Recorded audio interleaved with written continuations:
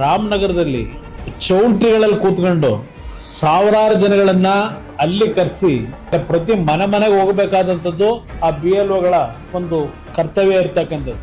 ಆದರೆ ಇವತ್ತು ರಾಮನಗರದಲ್ಲಿ ಒಂದು ಕೋಮಿಗೆ ಸಂಬಂಧಪಟ್ಟವರನ್ನ ಇವತ್ತು ಆ ಫೇಕ್ ಐಡಿಗಳು ಇರ್ತಕ್ಕಂಥವ್ರು ಬಹುಶಃ ಬಾಂಗ್ಲಾದೇಶದಿಂದ ಬಂದಂಥವ್ರು ಬಹಳ ಜನ ಇದ್ದಾರೆ. ಅಲ್ಲಿ ಏನು ಪ್ರತಿನಿತ್ಯ ಚರ್ಚೆ ಮಾಡ್ತಾರೆ ಬಾಂಗ್ಲಾದೇಶದ ನಿವಾಸಿಗಳ ಬಗ್ಗೆ.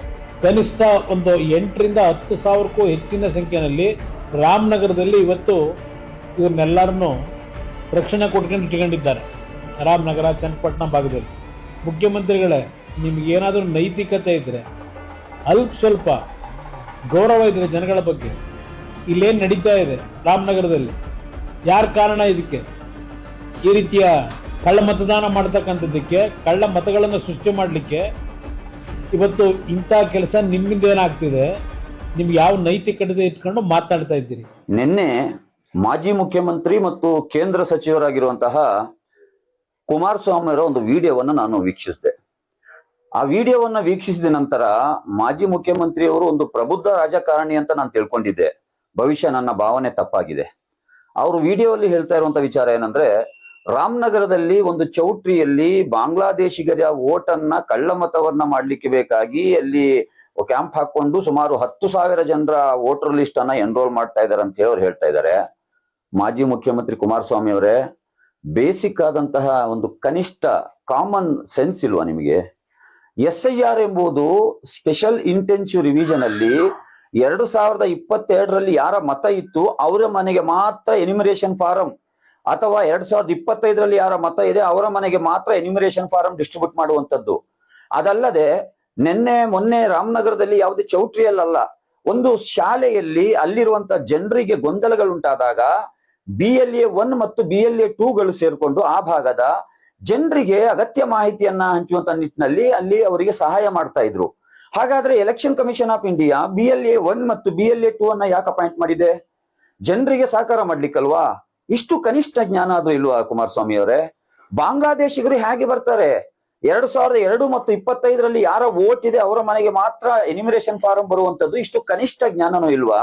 ನೀವು ರಾಜಕೀಯ ಮಾಡ್ಲಿಕ್ಕೆ ಬೇರೆ ತುಂಬಾ ವಿಚಾರಗಳಿವೆ.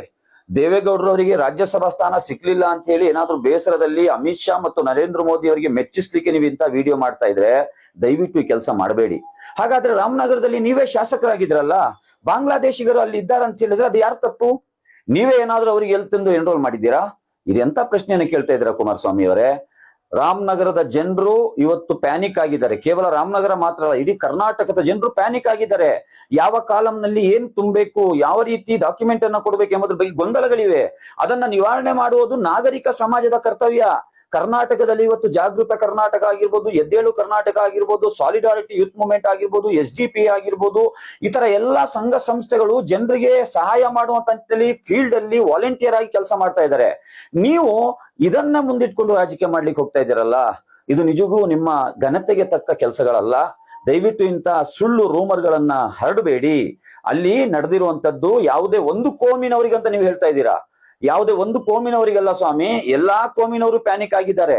ವೆಸ್ಟ್ ಬೆಂಗಾಲ್ ಅಲ್ಲಿ ಏನು 27 ಲಕ್ಷ ಮತದಾರರು SIR ಇಂದ ಹೊರಗಿದ್ದಾರಲ್ಲ, ಎಲ್ಲರೂ ಒಂದೇ ಕೋಮಿನವರಲ್ಲ, ಅದರಲ್ಲಿ ಎಲ್ಲಾ ಕೋಮಿನವರು ಇದ್ದಾರೆ. ಹಾಗಾಗಿ ಕರ್ನಾಟಕದಲ್ಲಿ ಹೀಗೆ ಆಗ್ಬಾರ್ದು ಅಂತ ಹೇಳಿ ನಾವೆಲ್ಲರೂ ಜನರಲ್ಲಿ ಜಾಗೃತಿ ಮೂಡಿಸಬೇಕಾದ್ದು ನಮ್ಮ ಕರ್ತವ್ಯ.